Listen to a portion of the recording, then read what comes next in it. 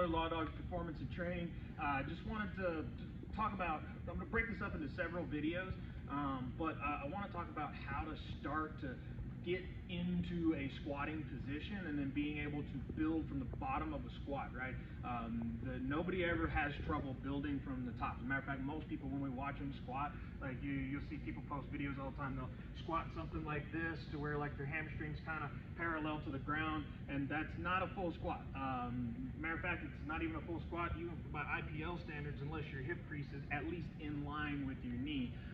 So even most of your powerlifting competitions, your IPL, stuff like that, you still have to at least get your hip crease in line with your knee. Now, being able to go below that is anatomical, right? Not everybody's built to be a high bar Olympic squatter, and there's nothing wrong with that. But let's go ahead and talk about things we can do to start to build that position, okay? I like building from the bottom, so I want you guys to, part one, we'll say, I want you guys to find a stable object, like obviously this rig is bolted to the floor, it's not going anywhere.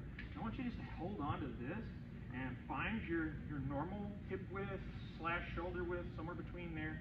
Squat, I never see anybody squat out like this. You're definitely not going to be doing it with your feet together. I saw a coach say one time, if you don't know where your feet go, jump, relax your legs, and that's about as natural as your stance is going to get. So I want you to hold on to this. We're going to go down. I want my knees to come over my toes. I'm going to get to the bottom of my squat. So if you notice, my knee is in line with my toe. It's not over it. My heel's not coming up. I'm not putting excessive strain on my patella tendon. I'm down on the bottom of my squat, and I'm using something to hold on to.